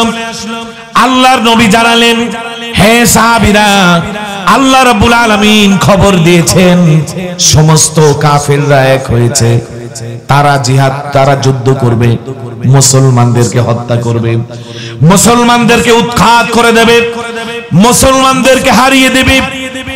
এক হয়েছে, ঐক্যবদ্ধ হয়েছে, ঐক্যবদ্ধ হয়ে তারা মদিনায় আক্রমণ করার জন্য আসছে। আমার সাহাবীরা, আমি কি করতে পারি, আমাকে পরামর্শ দাও। সাহাবীদের মধ্যে দুটি দল হয়ে গেল। এক দল বললেন, ইয়া রাসূলুল্লাহ, ইয়া হাবিবাল্লাহ, আমরা মদিনায় অবস্থান করে থাকব, মদিনার ঘরের ছাদের উপরে পাথর জমা করে রাখব, তারা মদিনায় ঢুকতে গেলে পাথর নিক্ষেপ করে প্রতিহত করব। আর আরেক দল সাহাবী যাদের সংখ্যা অনেক বেশি, যাদের মধ্যে যুবক সাহাবীরা বেশি ছিল, এরা বলতেছে, ইয়া রাসূলুল্লাহ, ইয়া হাবিবাল্লাহ, আমরা সরাসরি উহুদে গিয়ে তাদের সাথে যুদ্ধ করব। আল্লাহর নবী দেখলেন যারা জিহাদ করার পক্ষে তাদের দলটা বেশি ভারী, এই জন্য বিশ্ব নবী ঘরের মধ্যে প্রবেশ করলেন স্বাভাবিক অবস্থায়, কাপড়ের টুপি পরা, কাপড়ের পাগড়ি পরা, কাপড়ের পাঞ্জাবি গায়ে, কাপড়ের লুঙ্গি পরা। আল্লাহর নবী ঘর থেকে যখন বের হয়ে আসলেন, আল্লাহর নবীর মাথায় লোহার টুপি, পরনে লোহার পোশাক, লোহার আসবাবপত্র, যুদ্ধের সামানপত্র নিয়ে রেডি হয়ে আল্লাহর নবী বের হন। এই অবস্থা দেখে সাহাবীরা বললেন, ইয়া রাসূলুল্লাহ, ইয়া হাবিবাল্লাহ, আমরা আপনার মতের বিরুদ্ধে যাইনি তো, আপনি যদি চান আপনার মত যেটা তাই করবেন। আল্লাহর নবী বললেন, কোন পয়গম্বরদের জন্য এটা সমীচীন নয় যে তারা একবার জিহাদের পোশাক পরে ফেলবে আর এরপর অকারণেই সেই পোশাক খুলে ফেলবে। প্রত্যেকটা নবী এক একজন মুজাহিদ ছিলেন। সুবহানাল্লাহ। বিগত 17টি বছর দেখেছি আর হৃদয়ে মৌন রক্তক্ষরণ হয়েছে। মাহফিলের স্টেজে প্যান্ডেলে বলেছি, এরপরেও এই আস্তে আস্তে বলেছি যে প্রেক্ষাপটের উপরে কথা আগেও বলতাম, এখনো বলি, কিন্তু আগে যে কথা বলেছি ভয় ছিল, ওই ভয় থাকলেও অন্তরে বেশি মজা লাগতো। সুবহানাল্লাহ। আর এখন ভয় নাই, মজাও নাই, কারণ প্রতিপক্ষ না থাকলে হক কথা বলার যে মজা, যে স্পৃহা, যে স্পিরিট, এটা থাকে না। আর প্রতিপক্ষ থাকলে হক কথার স্পিরিট থাকে, মজা থাকে। হকের আলোচনা করার মধ্যে যে নতিজা, যে সামারা, যে মজা, যে হালওয়া, যে লাহজা আল্লাহ তাআলা যে মজা দিয়েছেন, এটা প্রতিপক্ষ না থাকলে বোঝা যায় না। যাই হোক, আল্লাহর নবী সাল্লাল্লাহু আলাইহি সাল্লাম এবার জিহাদে বের হবে, আর সমস্ত নবীরাও ছিলেন যোদ্ধা। সুবহানাল্লাহ। 17টি বছর দেখলাম নিরীহ ইমাম সাহেবরা 5000 টাকা বেতন, 6 মাস বাকি। আমার এরকম ইমামগুলোকে ধরে ধরে জেল হাজতে পাঠানো হতো, আর বলা হতো তাদের কাছে জঙ্গির বই পাওয়া গেছে। ঠিক কি না? আমি বলতে চাই, যদি জঙ্গি আর জিহাদের বই খোঁজেন, ইমাম সাহেবের কামরায় না এক একটা কোরআনকে খোঁজেন। সুবহানাল্লাহ বলেন। সবচাইতে বেশি জিহাদের কথা যেই কিতাব বলেছে, কিতাবের নাম কি? সে কোরআন রাখলে যদি অপরাধ হয়, এই অপরাধে 1 নাম্বার আসামি আমার রাসূল। ঠিক কি না? এরপরে আসামি ইমাম সাহেবরা। জিহাদের বই থাকলে যদি অ্যারেস্ট করতে হয়, আল্লাহর কোরআনের চাইতে বড় জিহাদি বই পৃথিবীতে আর হতে পারে? কিন্তু জিহাদে জিহাদে পার্থক্য আছে না নাই? স্বাধীন বাংলা বেতার কেন্দ্রে একটি স্লোগান ছিল, মোরা একটি ফুলকে বাঁচাবো বলে যুদ্ধ করি। একটি ফুলকে বাঁচানোর জন্য যে যুদ্ধ হয়, ওই যুদ্ধ আল্লাহ কোরআনে আছে না নাই? এর নাম জিহাদ। আর একটি ফুলকে মেরে ফেলার জন্য যদি যুদ্ধ হয়, এটার নাম সন্ত্রাসী। ঠিক কি না? সেই সন্ত্রাসীদের মধ্যে সবচাইতে বড় সন্ত্রাসী আমেরিকা, এরপরে সবচাইতে বড় সন্ত্রাসী কুখ্যাত ভারত। ঠিক কি না? আমেরিকা তার পাপের প্রায়শ্চিত্ত পেয়ে যাচ্ছে। ঠিক কি না? আমেরিকার এই আটলান্টিক মহাসাগর ঘেঁষা দেশটির আটলান্টিক মহাসাগরকে ঘিরে ওঠা যে সভ্যতা নিয়ে তারা বড় হয়েছে, সেই আটলান্টিক ঘেঁষা তাদের শহর হচ্ছে নিউ ইয়র্ক, তাদের রাজধানীর অন্যতম ক্যাপিটাল সিটি। এটাকে পৃথিবীর রাজধানী বলা হয়, এটা দুনিয়ার রাজধানী বলা হয়, শুধু আমেরিকার রাজধানী নয়, আমেরিকার সবচেয়ে বড় শহর। এরপরেই সেকেন্ড আমেরিকার সবচেয়ে বড় শহরের নাম এই যে লস অ্যাঞ্জেলস, যেই শহর দুনিয়ায় জাহান্নামার আগুনের শিকার হয়েছে। ঠিক কিনা? এটা নিয়ে আমি একটু পড়াশোনা করে দেখলাম। নানাবিধ কারণে আজকের লস অ্যাঞ্জেলস সারা দুনিয়ার সমগ্র রাষ্ট্রগুলো, বাংলাদেশ, ভারত, পাকিস্তান, আফগানিস্তান, আমেরিকা, ইথিওপিয়া, আরব আজম, ইউরোপ, সমস্ত রাষ্ট্রগুলো মিলে যেই পরিমাণ পাপ, অন্যায়, অবিচার, অত্যাচার করে তার চাইতে কয়েক গুণ বেশি অন্যায় অবিচার প্রত্যেক রাতে এই লস অ্যাঞ্জেলসে ঘটে। বলি নাউজুবিল্লাহ। ক্যাসিনোর মহাস্বর্গের রাজধানী বলা হয় লস অ্যাঞ্জেলসকে। সারা পৃথিবীর সমস্ত ক্যাপিটাল সিটিগুলোর মধ্যে যেই পরিমাণ ক্যাসিনো হয় এক রাত্রে লস অ্যাঞ্জেলে তার চেয়ে বেশি ক্যাসিনো খেলা হয়। বলি নাউজুবিল্লাহ। লস অ্যাঞ্জেলস যেখানে কালো টাকা সাদা করার এক অভিনব প্রক্রিয়া, সারা দুনিয়ার গ্যাং, মাফিয়া, কুখ্যাত ইহুদি খ্রিস্টানদের এজেন্ডা, হিন্দুত্ববাদীদের এজেন্ডা সবকিছু বাস্তবায়নের লক্ষ্যে যেই জায়গায় কাজ করা হয় ওই জায়গাটার নাম লস অ্যাঞ্জেলস। শুধু তাই না, সেখানে একটি ভ্যালি রয়েছে যার নাম সান ফার্নান্দো ভ্যালি। এই সান ফার্নান্দো ভ্যালির মধ্যে বিভিন্ন স্টুডিও আছে, বিভিন্ন এই বাংলাদেশে যেমন এফডিসি এইরকম শুটিং করার বিভিন্ন স্পট রয়েছে। পৃথিবীর সবচাইতে নিকৃষ্ট পর্নোগ্রাফি অর্থাৎ স্ক্যান্ডাল নেকেড সিনেমার স্টুডিও সবচেয়ে বেশি এই লস অ্যাঞ্জেলসে। বলি নাউজুবিল্লাহ। এই লস অ্যাঞ্জেলস শুধু তাই না, সেখানে পর্নোগ্রাফির শুটিং স্পট সারা দুনিয়ার চেয়ে বেশি অভিনব, যেখানে 24 ঘন্টা পর্নোগ্রাফির শুটিং হয়, এক সেকেন্ড বাদ হয় না। কেউ দিনে শুটিং করে, কেউ রাত্রে শুটিং করে, কেউ বিকালে শুটিং করে, কেউ দুপুরে শুটিং করে, অর্থাৎ 24 ঘন্টা যেখানে বলে কয়ে পাপের রাজ্য কায়েম করা হয়েছে, এর নাম কুখ্যাত লস অ্যাঞ্জেলস। আমি বলি যে আল্লাহ পাক ধরে ধরে ধরে না, একবার ধরলে ছাড়ে না। এই আগুন কোথা থেকে আসলো, এই গজব কোথা থেকে আসলো? ও মুসলমান, ভাবতে হবে, এখনো সময় আছে। আমাদের জীবন শুধরে নিতে হবে। আমাদের জীবন শুধরে না হলে হয়তো এরকম আমাদের উপরে গজব আসবেও। এজন্য তওবা করা প্রয়োজন আছে না নাই? আস্তাগফিরুল্লাহ। আল্লাহ পাক আমাদেরকে সমস্ত গজব, আযাব, বিপদ থেকে দূর করুক, বাঁচিয়ে রাখুক বলে আমিন।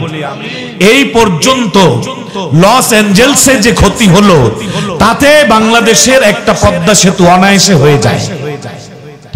আরো কি পরিমাণ ক্ষতি হবে, হচ্ছে, কোথায় গিয়ে থাকবে আল্লাহ ছাড়া কেউ জানে। এজন্য সময় আছে, এখনো আমাদের পাপের থেকে ফিরে আসতে হবে, ঠিক কিনা?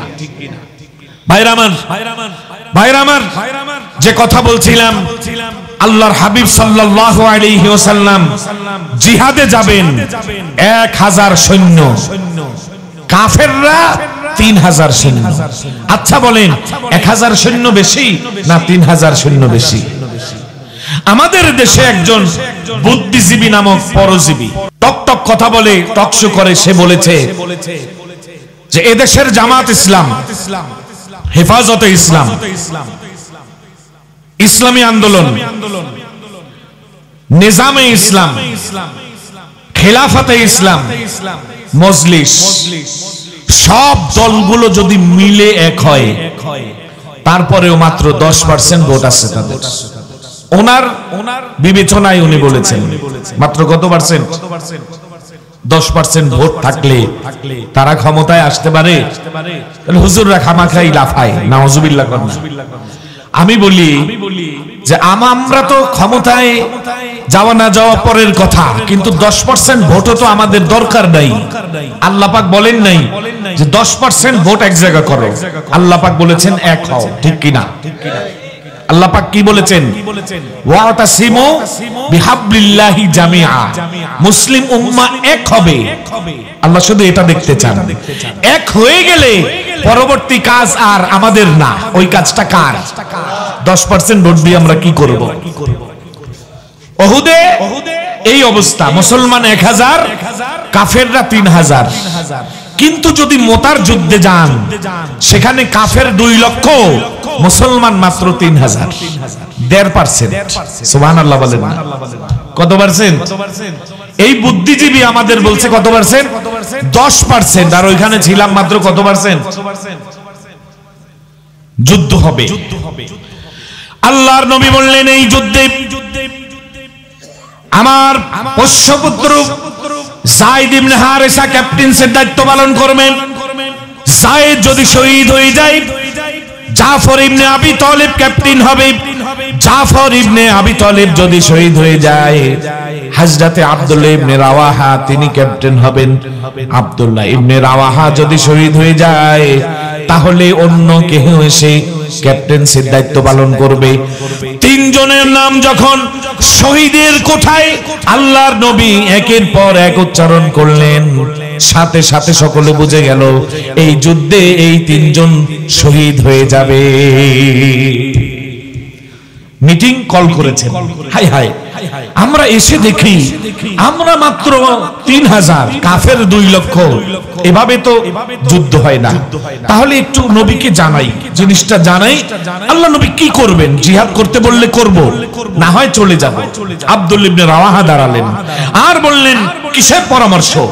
কিসের পরামর্শ?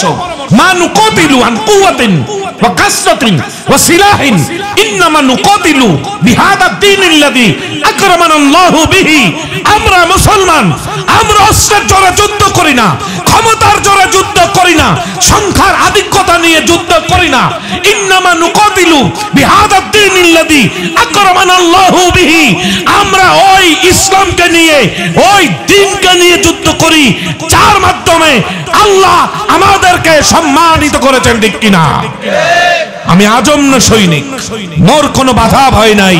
মহান তেজের তরবারিতে সব বন্ধন কেটে যাই। তুফান আমার জন্মের সাথে, আমি বিপ্লবী হাওয়া। জিহাদ জিহাদ, বিপ্লব বিদ্রোহ মোর গান গাওয়া। আনামানবা শামকে রোজে জঙ্গ বিনি পুশতমান, আমানমগর দরমিয়ানে খাকে খোবি নে সারে। কাকে দর জঙ্গে আয়াদবা খেসে খুনে মিকুনাত, রোজে মাইদা কেবগরি জব্ব খুনে লস্করে। এই বক্তব্য যখন দিয়েছেন তিনি বললেন মুসলমান, অস্ত্র নেই দেখবো না, সংখ্যা নেই তা নেই দেখবো না। আল্লাহর নবী আমাদেরকে পাঠিয়েছেন, জিহাদ করতে হবে। জিহাদ করে হয় বাঁচবো, না হয় মরবো। যদি বেঁচে যাই গাজী হব, মরে যাই শহীদ হব। দুইটার মধ্যেই আমাদের সফলতা আছে। একটা বক্তব্য শুনে 3000 মানুষ 2 লক্ষের বিরুদ্ধে ঝাঁপিয়ে পড়ে মুহূর্তের মধ্যে মাত্র 8 জন মুসলমান শহীদ হয়েছে, অথচ বিজয় মুসলমানের হয়েছে। সুবহানাল্লাহ।